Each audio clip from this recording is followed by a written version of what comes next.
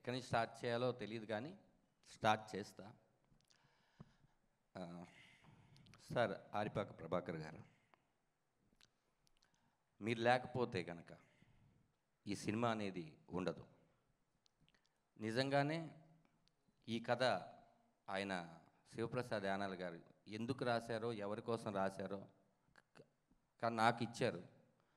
మీరు లేకపోతే ఈ తెర, ఇంత పెద్ద తెరకి రేపు స్క్రీన్ మనకి రాదు సార్.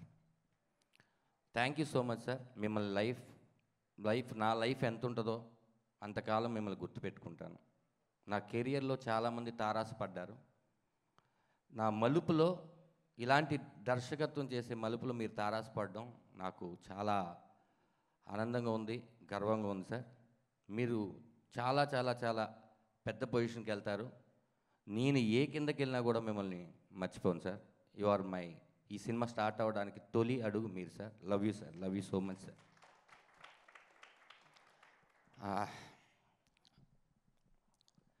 ఈ సినిమాలో అందరూ ఏడిపిస్తాం అని అంటున్నారు. ఎందుకు ఏడిపిస్తాం? ఏడవాలి అని షార్ట్ ఏం పెట్టలేదు. ఆ షార్ట్ చూసిన తర్వాత వాళ్ళు ఏడుస్తారు. ఇది అందరూ అనుకుంటున్నట్టు అబ్బో ఏడవడానికి థియేటర్కి రావాలా అనేది కాదండి. ఇది మీ కథే, మీరు ఎప్పుడో అనుభవించిన కథే, లేకపోతే మీరు ఎక్కడో పేపర్లో చూసిన కథే.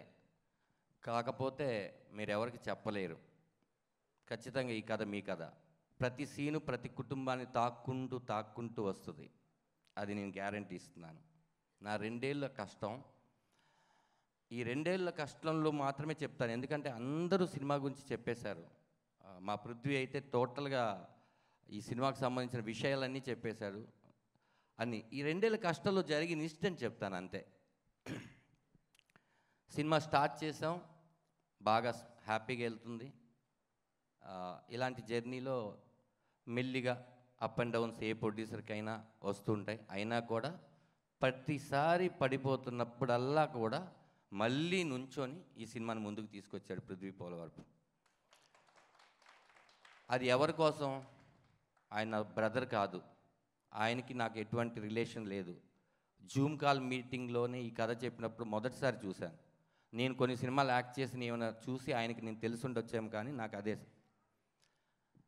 కథను నమ్మి డబ్బులు ఖర్చు పెట్టారు, ఓకే. కానీ కథలో ఎవరు యాక్ట్ చేస్తున్నారు? వాళ్ళని పెట్టుకోవడం వల్ల సినిమా బిజినెస్ అవుద్దా? లేకపోతే ఇప్పుడు ఏదో ధనరాజ్ లాంటి వాడు కామెడీ క్యారెక్టర్ చేసుకుంటూ చిన్నగా ఎదుగుతున్నాడు, అతను పెట్టుకొని సముద్రగని గారు లాంటి ఒక పెద్ద ఇమేజ్ ఉన్న నటుడికి కొడుక? ఆయనేమో ధనుష్ గారికి ఫాదర్, ఆయనేమో శివకార్తికేయ గారికి ఫాదర్, ఆయనేమో మా జూనియర్ పుష్ప వాడికి ఫాదర్. ధనరాజుకి ఫాదర్గా ఎందుకు చేస్తున్నారు? చేసే ఆయన హ్యాపీగా ఉన్నాడు, ఆయన ఎందుకు చేశాడని మిగతా వాళ్ళు బాధపడుతున్నారు. నాకు అదే అర్థం కాలేదు.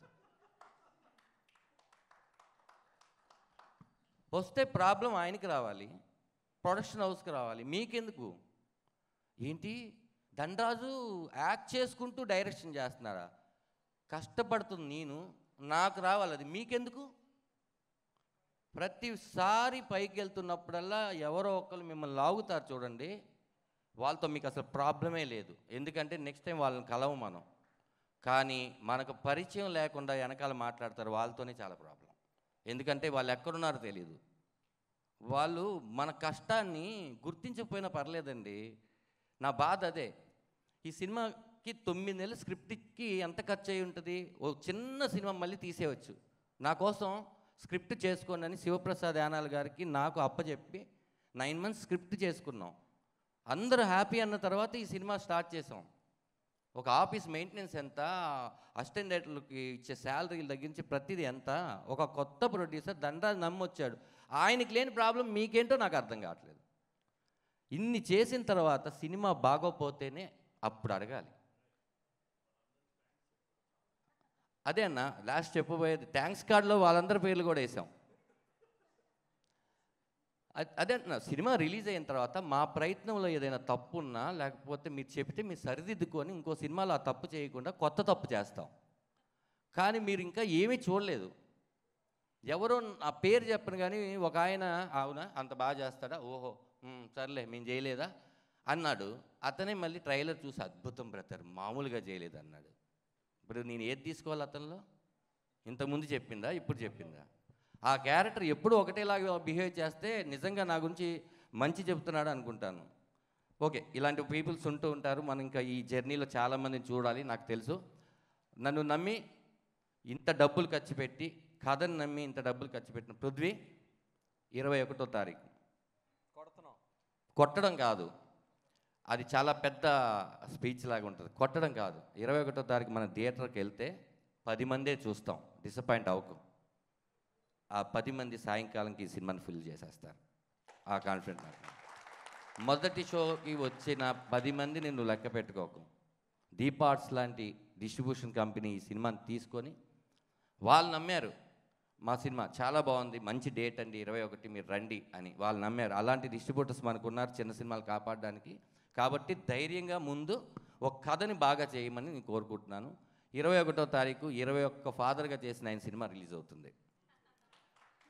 ఖచ్చితంగా మీకు తెలుసు కదా 21 అంటే ఎంత మంచి సంఖ్య, సూపర్గా ఉంటుంది.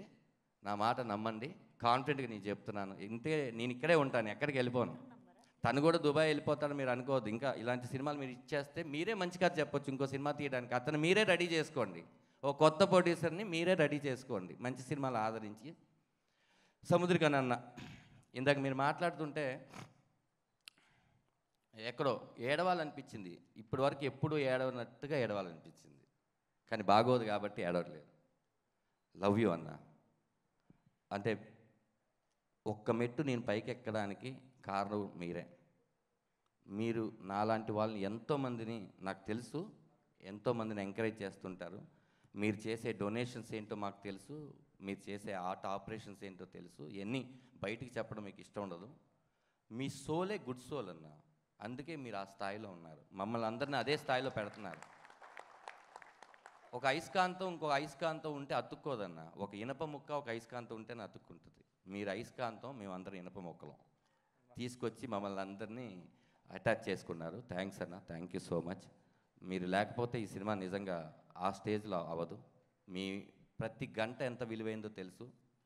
బ్రో షూటింగ్లో చేస్తూ కూడా మీరు నేను డేట్లు ఇస్తాను అని చెప్పారు. ఆ రోజు మేము చూస్తే కళ్ళన్నీ కాయలైపోయి, మీరు ఎలా ఉన్నారో అసలు మీరేనా అనుకున్నాం. నేను, పృథ్వీ గారు, ప్రభాకర్ గారు లొకేషన్కి వచ్చినప్పుడు అంత అంత అంటే డైరెక్టర్ జాబ్ ఎలాంటిదో ఇది చేస్తున్నప్పుడు నాకు అర్థమైంది.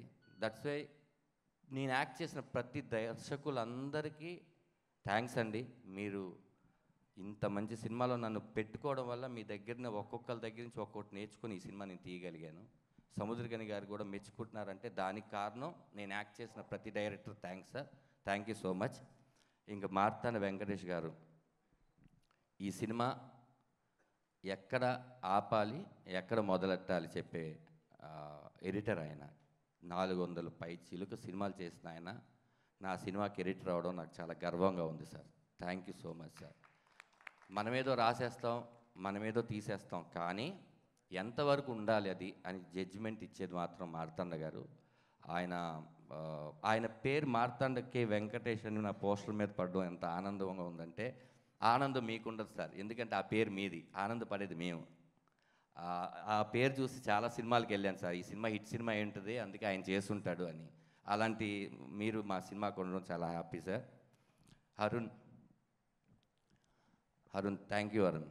నువ్వు కూడా Prithvi Polavarapu I slate pencil story banner లాగా నాలాగా 2 years నువ్వు ఏ సినిమా చేయకుండా దీని మీద ఉండడం మామూలు జాబ్ కాదు. నువ్వు డబ్బు కోసమైతే నీకు 2 నిమిషాల పని లేదు బ్రదర్, మనం కొడుతున్నాం అని అంత గట్టిగా కొట్టావు మ్యూజిక్ దీన్ని. Thank you. నువ్వు ఈ సినిమాకి ఒక గుండెకాయ డెఫినెట్గా. నువ్వు చూడు బ్రో, నీకు నెక్స్ట్ 21 తర్వాత ఫస్ట్ ఫోన్స్ అన్నీ నీకే వస్తాయి. చాలా పెద్ద పెద్ద సినిమాలు చేయాలని, మళ్ళీ మనం కలిసి చేయాలని మనస్ఫూర్తిగా కోరుకుంటున్నాను. శివప్రసాద్ గారు, మీరు ఇలాంటి ఫాదర్స్, యూనిక్ ఫాదర్స్ లాంటి కథలు ఇంకా ఆయన చెప్తారు, ప్రతి ఫాదరు డిఫరెంట్గానే ఉంటారని. మీరు రాస్తూ ఉండండి సార్, మన ఎమోషన్సే కదా సార్ అందరూ చూస్తారు. ఇలాంటి మంచి కథలు రాసి నాకు ఇచ్చినందుకు నేను కృతజ్ఞతలు. అమ్మ, చివరిగా ఎందుకు చెప్పానంటే మన పలికే మొదటి మాట అమ్మ. నేను పలికిన లాస్ట్ చివరి మాట మా అమ్మ. అందుకే మీకు గురించి లాస్ట్లో చెప్తున్నాను. నేను చూడంగానే మా అమ్మ గుర్తుకొచ్చిందమ్మా. ఫస్ట్ ఈ క్యారెక్టర్ అనుకుంటున్నప్పుడు మేము అమ్మ కూడా నాన్నకి కరెక్ట్గా ఉండాలి, వాళ్ళిద్దరు నటించకూడదు, వాళ్ళిద్దరూ నిజంగా భార్యాభర్తలాగా ఉండాలి. బట్ అన్నకి ఎవరు సింక్ అవుతారో తెలీదు, అలాని ఎవరో ఒకరిని పెట్టేసి చేసేయలేము అనుకున్న టైంలో చాలామందిని అనుకున్నామమ్మా, మీరు మొదటి వ్యక్తి కాదు. ఒకసారి మీరు ఆఫీస్కి వచ్చిన తర్వాత నేను చూడంగానే అదేంటి ఎక్కడో మా అమ్మ లా